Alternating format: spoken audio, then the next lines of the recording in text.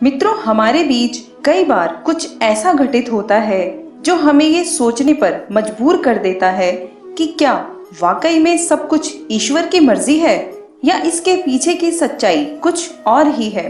विशेषकर उस वक्त जब हमें किसी की आत्महत्या के बारे में पता चलता है। आज के इस वीडियो में हम जानेंगे इसी सवाल का जवाब। नमस्कार मित्रों, स्वागत है आपका दैविक माया यूट्यूब चैनल पर एक बार फिर से। मित्रों, अधिकांश लोगों को यह लगता है कि इस जन्म में सब कुछ प्रारब्ध कर्म के अनुसार होता है, जबकि ऐसा नहीं है। श्रीमद् भगवद गीता के अनुसार कर्मों के आधार पर ही हमारा अगला जन्म और योनि निर्धारित होती है।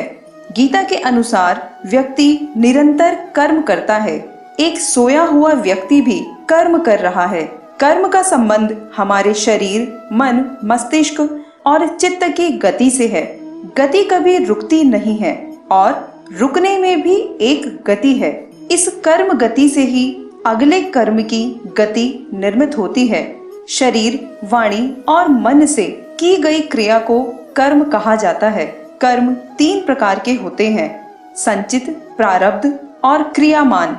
कई जन्मों के एकत्रित किए गए कर्म संचित कहलाते हैं। इसमें पूर्व जन्मों के कर्म से लेकर वर्तमान तक किए गए कर्म शामिल हैं। संचित कर्म का वो हिस्सा जो हमें इस जन्म में भोगना है उसे प्रारब्ध कहते हैं। क्रियामान कर्म वह है जो हम अभी कर रहे हैं। कर्म की महानता का बखान रामायण में भी मिलता है। मनुष्य जैसा कर्म करता है उसे वैसा ही फल मिलता है।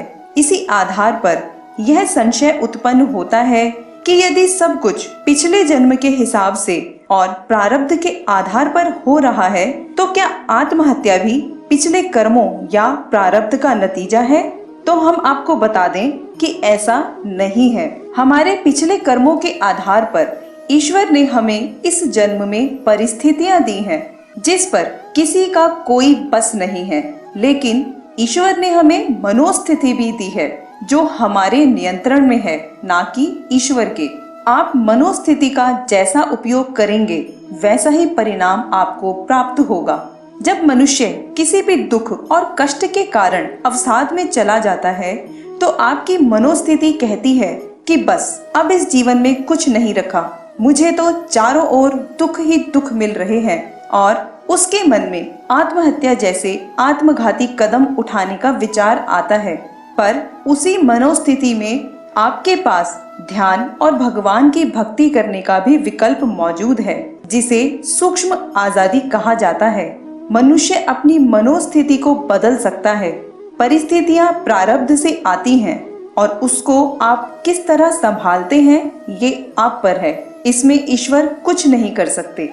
हमारे कर्मों का आधार भी हमारे विचार हैं। हमारे मन में हर पल कोई न कोई विचार चलता ही रहता है। कुछ विचार एक पल के लिए आते हैं तो कुछ बार बार आते हैं। जो विचार बार बार दोहराए जाते हैं उन पर हम अमल कर लेते हैं।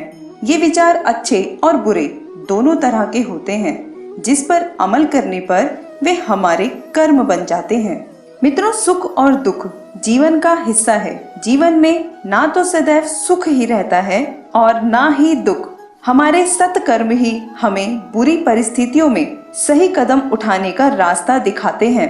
आज की ये वीडियो आपको कैसी लगी कमेंट करके जरूर बताइएगा और वीडियो को लाइक एंड शेयर अवश्य करिएगा। मिलते हैं आपसे अगली वीडियो में। जय श्री हरि विष्णु मित्रों।